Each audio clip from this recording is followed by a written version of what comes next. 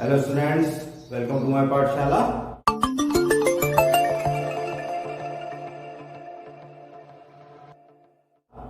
आज हम class 10th का एक बहुत ही इंपॉर्टेंट चैप्टर ट्रिग्नोमेट्री स्टार्ट करने जा रहे हैं। तो देखते हैं क्या है ट्रिग्नोमेट्री।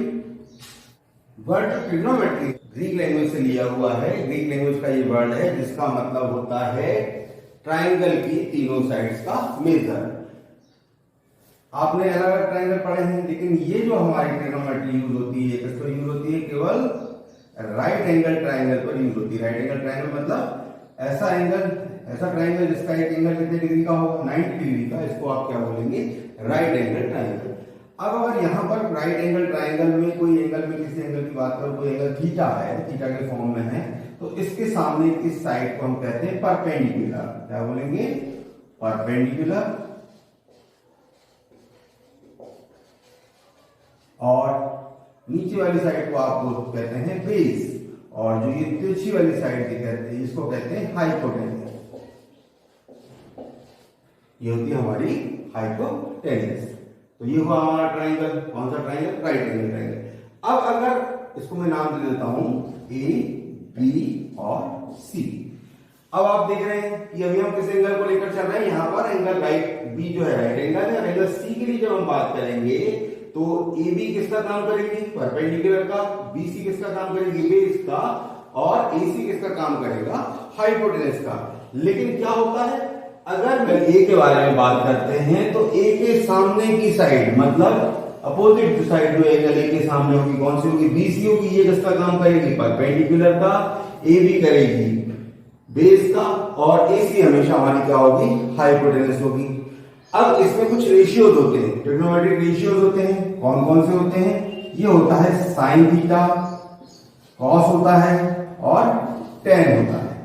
और इनके अपोजिट होते हैं। साइन का अपोजिट होता है कोसेक, कॉस का अपोजिट होता है सेक, और टेन का अपोजिट होता है कॉट। साइन क्या होता है? साइन को हम शॉर्ट में लिख रहे हैं परपेंडिकुलर अपॉन हाइपोटेनस। कॉस होता है बेस अपॉन हाइपोटेनस, और टेन होता है परपेंडिकुलर अपॉन बेस। ये हमारा ट्रिग्नोमेट्रिक रेशियोज है। मतलब अगर हम कोसेक की बात करें तो कोसेक थीटा क्या होगा? Hypotenuse upon perpendicular. Sec theta क्या होगा? Hypotenuse upon base. और कॉट थीटा क्या होगा? Base upon perpendicular. ठीक है। अब अगर आपको इसको याद करना हो तो बहुत इजियर वे है, पंडित बद्री प्रसाद हरिहर बोल। पंडित बद्री प्रसाद हरिहर बोल मतलब P for perpendicular. Badri Prasad का B जो है वो किसके लिए हो गया? कॉस के लिए। प्रसाद का P किसके लिए हो गया? सॉरी, परपेंडिकुलर के लिए। फिर हरि का H किसके लिए हो? हाइपोटेनस को। फिर हरि का H किसका हो गया? हाइपोटेनस। और बोल का B हो गया आपका बेस। तो ये आपका इजियर वे इसको याद करने का। और आपने यहां पर देखा कि साइन का अपोजिट क्या होता है? कोसेक थीटा होता है। कॉस का अपोजिट सेक, टेन का अपोजिट कॉट। मतलब अगर मैं साइन थीटा और कोसेक थीटा का इंटू करूंगा तो मुझे क्या मिलेगा? 1, क्योंकि इसका इनवर्स है। यानी मैं आप लिख सकता हूं sine theta equals 1 upon cosec theta. इसी तरीके से मैं लिख सकता हूं cosec theta equals 1 upon sine theta. और कॉस के लिए हम बात करें तो cos theta into sec theta equal हमारे पास 1 होगा। मतलब कॉस थीटा की अगर हम बात करें तो कॉस थीटा इक्वल्स क्या होगा? 1 अपॉन सेक थीटा। सिमिलरली यहां सेक थीटा की वैल्यू क्या होगी? 1 अपॉन कॉस थीटा। यहां पर आप देखें टेन थीटा और कॉट थीटा का मल्टीप्लाई भी क्या होगा? 1 होगा। मतलब टेन थीटा की वैल्यू कितनी होगी? 1 अपॉन कॉट के इक्वल। और इसी तरीके से कॉट थीटा की वैल्यू क्या होगी? 1 अपॉन टेन थीटा के इक्वल। चलिए, और हमारे पास अगर मैं आप टेन को बताना चाहूं तो टेन थीटा को हम साइन और कॉस के फॉर्म में इस तरीके से शो कर सकते हैं, sine theta by cos theta. और सिमिलरली इसका अपोजिट हम बात करेंगे कॉट थीटा के लिए क्या होगा? Cos theta upon sine theta. तो ये हमारे रेशियोज हैं। और रेशियोज से बनने वाले कुछ हमारे छोटे छोटे फॉर्मूलाज कह लीजिए। अब बात आती है कि अगर हमारे पास इन एंगल्स की कुछ वैल्यू दी होगी तो वो कैसे निकलेगी? तो हम एक टेबल बनाएंगे जिसमें कुछ वैल्यूज को लिखेंगे। हमारे जो यूज में आने वाली वैल्यूज कौन सी होगी? हमारी यूज में आने वाली वैल्यू होगी 0 degree, 30 degree, 45 degree, 60 degree and 90 degree. चलिए, तो पहले हम ये देखते हैं कि इन वैल्यूज को निकालते कैसे। हम स्टार्ट कर रहे हैं इन दो वैल्यूज से। क्यों कर रहे हैं इसको हम? तो इसके लिए सबसे पहले मैं एक इक्विलेटरल ट्रायंगल लूंगा। इक्विलेटरल ट्रायंगल में तीनों साइड कैसी होगी? इक्वल होगी, और सारे एंगल की मेजर कैसी होगी? 60 डिग्री। अब मैं यहां पर इसका परपेंडिकुलर बाइसेक्टर ड्रॉ कर रहा हूं। तो परपेंडिकुलर बाइसेक्टर ड्रॉ करने से क्या होगा? ये जो एंगल हमारा 60 डिग्री का है, ये किसमें डिवाइड हो जाएगा? 30 में। यहाँ एंगल बनेगा 90 का, और ये जो साइड हमारी कंप्लीट साइड कितनी थी? ए थी। ये पार्ट कितना होगा? a/2। अब हमने पढ़ा हुआ है पाइथागोरस थ्योरम। तो पाइथागोरस थ्योरम से क्या होता है?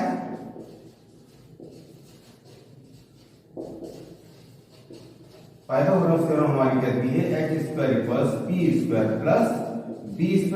तो यहां पर हमारे डायग्राम में अगर हम ट्राइंगल लेंगे, कौन सा? हम ट्राइंगल ले रहे हैं ADP। तो ADP में क्या होगा? AB² = AD² + DB² या BD²। चलिए, तो AB की वैल्यू क्या होगी? A²। AD की वैल्यू क्या होगी? नहीं मालूम है, हमें इसी को फाइंड करना है। AD² + BD²। BD की वैल्यू क्या होगी आपके पास? a/2²। तो ये हो गया आपका a² - a²/4 इक्वल हुआ आपके पास AD²। मतलब एलसीएम ले लीजिए तो 4।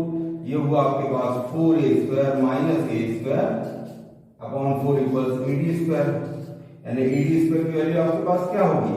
ये हो गया आपके पास 3a²/4। तो AD की वैल्यू क्या होगी? √3/4 का रूट कितना आ गया? 2, और a। तो ये वैल्यू हमारे पास कितनी होगी? √3/2a। अब आपको कोई वैल्यू फाइंड करनी है, आपको फाइंड करना है sin थीटा। sin थीटा क्या होगा हमारा? sin थीटा हमने पढ़ा था परपेंडिकुलर अपॉन हाइपोटेनस। अब हम बात कर रहे हैं 60 डिग्री के लिए। चलिए, तो अगर मैं sin 60 की बात करूं तो क्या होगा? परपेंडिकुलर 60 डिग्री के लिए होगा हमारा AD, और हाइपोटेनस हमारी होगी AB। तो AD की वैल्यू क्या निकली हमारी? √3/2a, और AB की वैल्यू क्या है हमारे पास? A। तो A से A हमारा कैंसिल हुआ, तो हमारे पास sin 60 की वैल्यू क्या मिली? √3/2। तो 60 का कोई भी एंगल आप इससे फाइंड कर सकते हैं। सपोज आपको फाइंड करना है cot 60। तो cot थीटा आपको फाइंड करना है। cot थीटा क्या होता है? Base upon perpendicular. अगर हम 60 के लिए बात करें तो बेस क्या होगा हमारा? BD, और परपेंडिकुलर क्या होगा? AD। तो BD की वैल्यू आपके पास कितनी है? a/2, और परपेंडिकुलर मतलब AD की वैल्यू कितनी है हमारे पास? √3/2।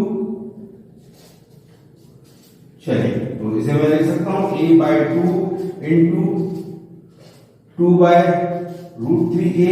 तो a से 2 से 2 कैंसिल, a से a कैंसिल होगा, तो मेरे पास वैल्यू क्या बची? 1/√3। तो cos की वैल्यू क्या है हमारे पास? √3। अब अगर हम बात करें 30 डिग्री के एंगल के लिए, तो यहां भी आपके पास 30 डिग्री एंगल मिल गया आपको। आप इनसे कोई वैल्यू फाइंड कर सकते हैं। सपोज आपको फाइंड करनी है cos 30 की वैल्यू। तो cos थीटा क्या होता है? Base upon hypotenuse. अब अगर हम 30 डिग्री की बात करें तो बेस क्या होगा इसका? AD, और हाइपोटेनस क्या होगी? AB। तो यहां पर AD की वैल्यू क्या हुई आपके पास? √3/2a, और AB की वैल्यू क्या है? A। तो ये यहां पर क्या होगा? A से A कैंसिल होगा, तो cos 30 की वैल्यू क्या होगी हमारे पास? √3/2। तो इस तरीके से आप 30 डिग्री की और भी कोई वैल्यू यहां से निकाल सकते हैं। चलिए, अब बात करते हैं 45 डिग्री की। तो 45 डिग्री निकालने के लिए हमें क्या होगा? करना होगा एक आइसोसेलेस ट्राइंगल लेंगे, जो कैसा होगा? राइट एंगल ट्राइंगल होगा। तो जब हम राइट एंगल ट्राइंगल लेते हैं, आइसोसेलेस ट्राइंगल लेते हैं, तो क्या होगा? ये लिया मैंने ट्राइंगल ABC। तो यहाँ पर वैल्यू 90 डिग्री हो गया, क्योंकि ट्राइंगल हमारा आइसोसेलेस ट्राइंगल है। तो AB इक्वल क्या होगा? AC होगा, और ये दोनों एंगल कितने डिग्री के होंगे? 45। आपको पता है ट्राइंगल के तीनों एंगल का सम कितना होता है? 180 डिग्री होता है। तो अगर हम बात करें ये एंगल 90 होगा तो ये दोनों एंगल की मेजर सेम होगी, तो दोनों एंगल कितने डिग्री के होंगे? 45 45 के। अब यहां पर हम बात करें तो पाइथागोरस थ्योरम से क्या होगा?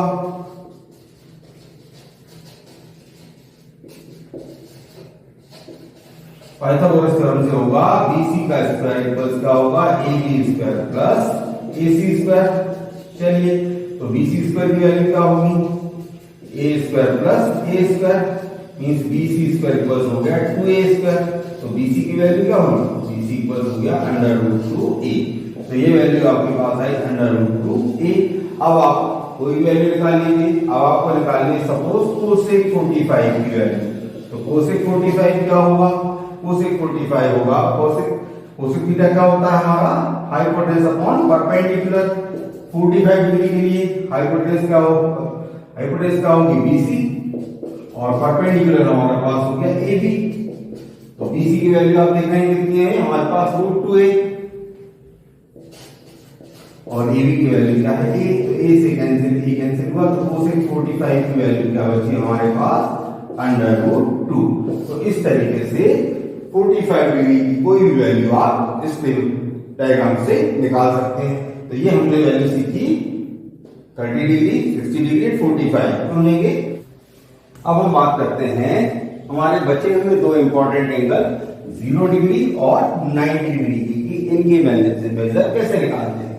चलिए, अगर एक ट्रायंगल में इस तरीके से ले लूं जो कि ये राइट एंगल है, तो ये हमारे पास बन गई हाइपोटेनस, ये हमारा हो गया परपेंडिकुलर, ये हो गया हमारा बेस।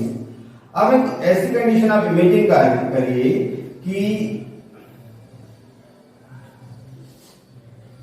ये जो हाइपोटेनस है, ये एंगल धीरे धीरे कम होते होते ये कितना आ गया? बिल्कुल ये लाइन हमारी कहां तक आ गई? इस तरीके से नीचे की ओर अगर ये आ जाए तो एक कंडीशन ऐसी आएगी कि हाइपोटेनस कहां मिल जाएगी? इसी पर मिल जाएगी, और आपके पास ये परपेंडिकुलर की वैल्यू नहीं बचेगी। तो उस कंडीशन में थीटा की वैल्यू कितनी होगी? 0 डिग्री। अगर ये एंगल हमारा कम होता चला जाए, जब एंगल कम होगा तो उस कंडीशन में क्या होगा? उस कंडीशन में हमारा बेस और हमारी हाइपोटेनस कैसी होगी? इक्वल होगी, और जो हमारा परपेंडिकुलर है वो क्या होगा? 0 हो जाएगा। तो वहां पर क्या होगा? वहां होगा ये हमारे पास कि अगर हम साइन की वैल्यू की बात करें तो साइन 0 क्या होगा? साइन थीटा इक्वल्स आपने पढ़ा हुआ है परपेंडिकुलर अपॉन हाइपोटेनस। यहाँ परपेंडिकुलर की वैल्यू 0 है और हाइपोटेनस की कोई वैल्यू अगर आप ले लेते हैं तो ये वैल्यू कितनी होगी हमारे पास में? 0। अच्छा, अगर मैं बात करूं cos थीटा की, तो cos थीटा क्या होगा? Base upon hypotenuse. तो बेस और हाइपोटेनस आप देख रहे हैं दोनों कैसे सेम है, तो इस कंडीशन में बेस और हाइपोटेनस का रेशियो कितना होगा हमारा? 1। और बाकी के सारे वैल्यूज को भी आप क्या कर सकते हैं? इस तरीके से निकाल सकते हैं। अगर आप दूसरा एक ट्रायंगल और इस तरीके का इमेजिन करें, ये ट्रायंगल है, यहाँ पर एंगल 90 डिग्री है, यहाँ पर कोई भी थीटा की वैल्यू है।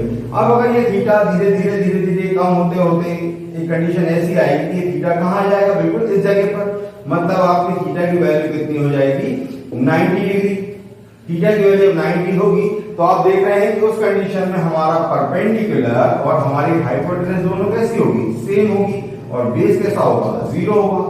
तब हम बात करेंगे, अगर मैं आपसे कहूं कि साइन 90 की वैल्यू, तो साइन 90 में आप देख रहे हैं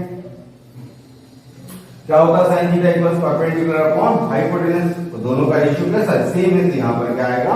1 आएगा। अगर हम बात करें cos थीटा की, तो क्या होता है? Base upon hypotenuse. तो बेस आपने देखा 0 हो गया, हाइपोटेनस कितनी हो गई हमारे पास में? कोई भी वैल्यू अगर है तो 0 के अपॉन में करेंगे तो वैल्यू क्या आएगी? 0। अगर आप निकालते हैं इसमें tan थीटा की वैल्यू, tan थीटा आपने क्या पढ़ा हुआ है? Perpendicular upon base. तो परपेंडिकुलर की कोई वैल्यू अगर हमारे पास में होती है लेकिन बेस की वैल्यू कैसी है? 0। तो जब आप किसी भी नंबर को 0 से डिवाइड करते हैं तो हमारा आंसर क्या आता है? इनफाइनाइट। तो इस तरीके से आप 0 डिग्री और 90 डिग्री की वैल्यूज को भी फाइंड करना सीख सकते हैं कि 0 डिग्री और 90 की वैल्यूज कैसे आती है। चलिए, अब हम इनका शॉर्ट में एक चार्ट बनाते हैं। देखिए, चार्ट भी आपको बहुत इजीली याद हो जाएगा। कैसे होगा मैं आपको बताता हूं।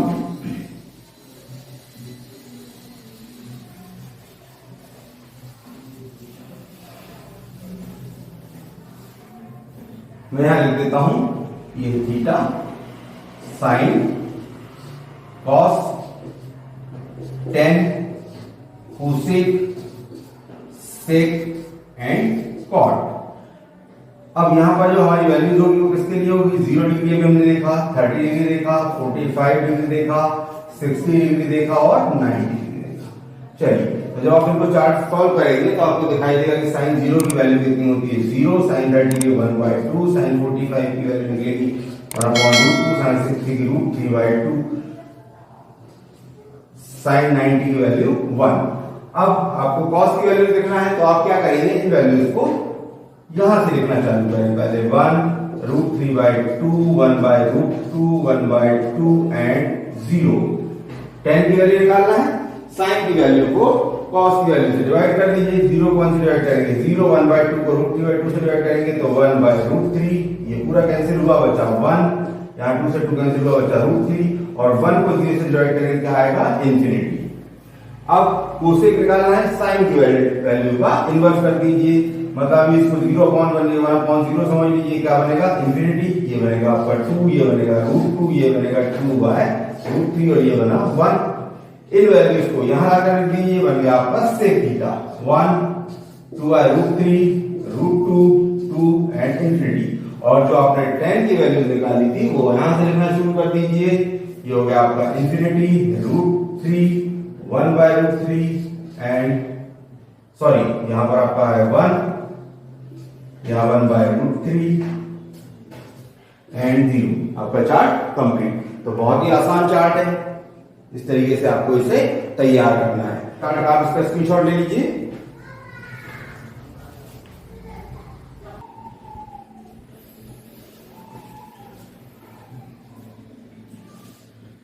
आपको समझाने के लिए मैं एक डायग्राम ले रहा हूं, एक एग्जांपल के फॉर्म में।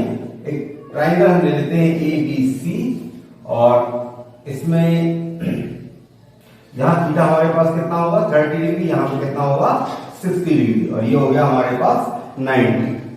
ठीक है, अब अगर मैं आपसे बोलूं कि sin 60 क्या होगा तो आप कहेंगे कि sin थीटा इक्वल्स क्या होता है? Perpendicular upon hypotenuse. अब sin 60 के लिए हम बात कर रहे हैं तो 60 के सामने की साइड को हम क्या बोलेंगे? परपेंडिकुलर। ये हो गया BC। हाइपोटेनस क्या होगा हमारे पास? AC। हाइपोटेनस क्या होगी? AC। अगर मैं आपसे बोलूं कि cos 30 की बात करूं तो cos 30 क्या हो रहा है? यहां पर आप देख रहे हैं कि cos थीटा क्या होता है? ये होता है आपके पास बेस अपॉन हाइपोटेनस। अब अगर इस 30 डिग्री की हम बात करें तो हमारा बेस कौन सा है? BC और हाइपोटेनस कौन सी है? हमारी AC। मतलब आपने यहां देखा कि sin 60 और cos 30 दोनों वैल्यूज कैसी आ रही है? सेम आ रही है। तो बस यही कंडीशन हमारी कहलाती है कॉम्प्लीमेंट्री एंगल्स। तो इनके कुछ छोटे फॉर्मूलाज होते हैं। ये होता है sin 90 माइनस थीटा किसके इक्वल होगा? cos थीटा के। इसी तरीके से cos 90 माइनस थीटा क्या होगा? ये होगा sin थीटा के। sec 90 माइनस थीटा क्या होगा? ये होगा cosec थीटा के इक्वल। और cosec 90 माइनस थीटा क्या होगा? sec थीटा के इक्वल। tan 90 माइनस थीटा क्या होगा? ये होता है हमारा cot थीटा और cot 90 माइनस थीटा होता है हमारा tan थीटा।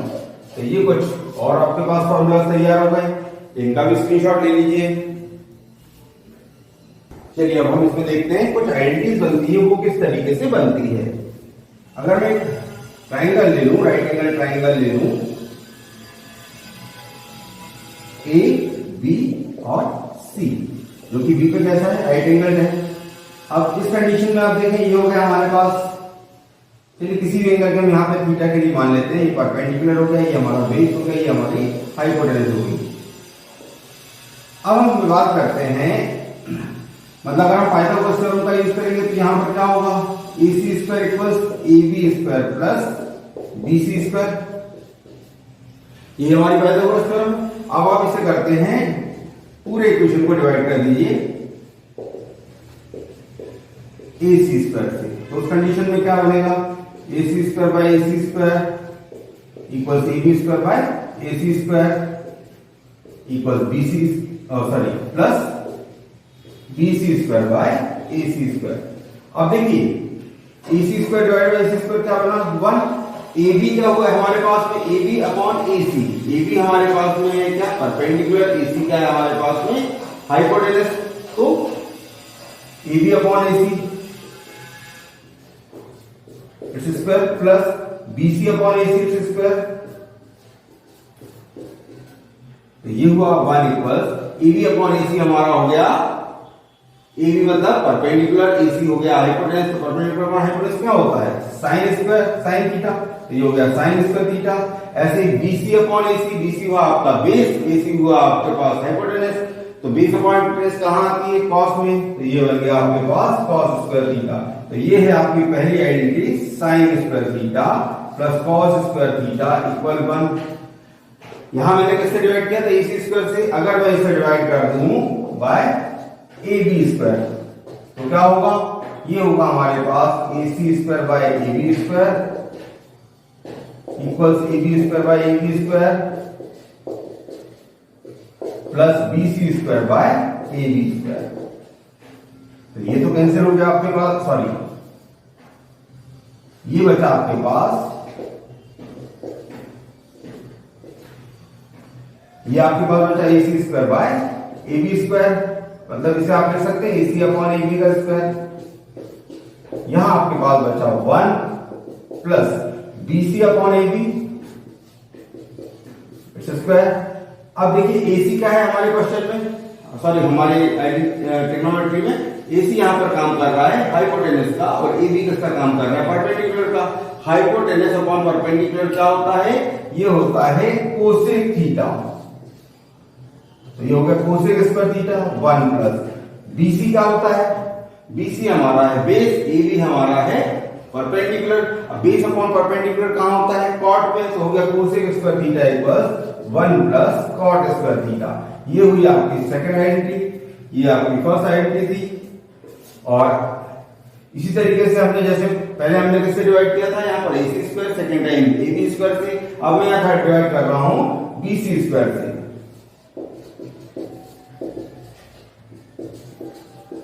तो बी सी स्क्वायर से डिवाइड करेंगे तो क्या होगा, ये A C square upon B C square equal A B square upon B C square equal plus B C square upon B C square.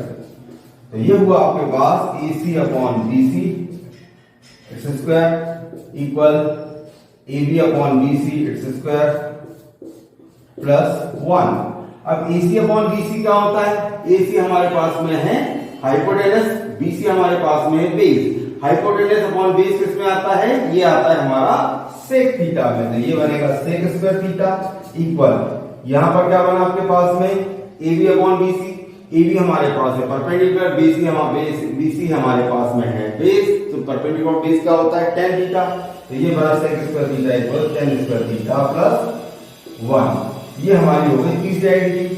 अब इनका यूज करके हम कुछ और आइडेंटिटी निकाल सकते हैं। यहां पर आपने देखा sign square theta plus cos square theta equals 1। मैं यहां पर ये लिख सकता हूं कि sign square theta equal 1 minus cos square theta. ये ठीक है, तो ये आपके पास इससे आइडेंटिटी बन गई। इसी तरीके से आप कॉस स्क्वायर थीटा की भी बना सकते हैं, cos square theta equals 1 minus sine square theta. यहां पर सेकंड आइडेंटिटी आपने देखी थी cosec square theta equal 1 plus cot square theta. मतलब अगर आप इससे यूज कर सकते हैं कि cot square theta equals 1 minus cosec square theta. और अगर हम क्या करें, कहते हैं cosec square theta minus cot square theta equal 1। इसी तरीके से यहां पर आपके पास क्या बना, sec square theta equal 1 plus tan square theta. तो आप लिख सकते हैं इससे tan square theta equal sec square theta minus 1, या आप इसे ये भी लिख सकते हैं कि sec square theta minus tan square theta equal 1। तो ये हमारी आइडेंटिटीज इस तरीके से बनती है। ये था हमारा ट्रिग्नोमेट्री का बेस, इस पर हमारे पूरा चैप्टर हमारा इसी पर डिपेंड करता है। तो जैसे अब आज हमने बेस को सीख लिया है तो हमें चैप्टर में कोई प्रॉब्लम नहीं होगी। हम चैप्टर अगली क्लास में स्टार्ट करने वाले हैं। अगर आपको ये वीडियो पसंद आया तो उसे लाइक शेयर एंड सब्सक्राइब करें। Thank you.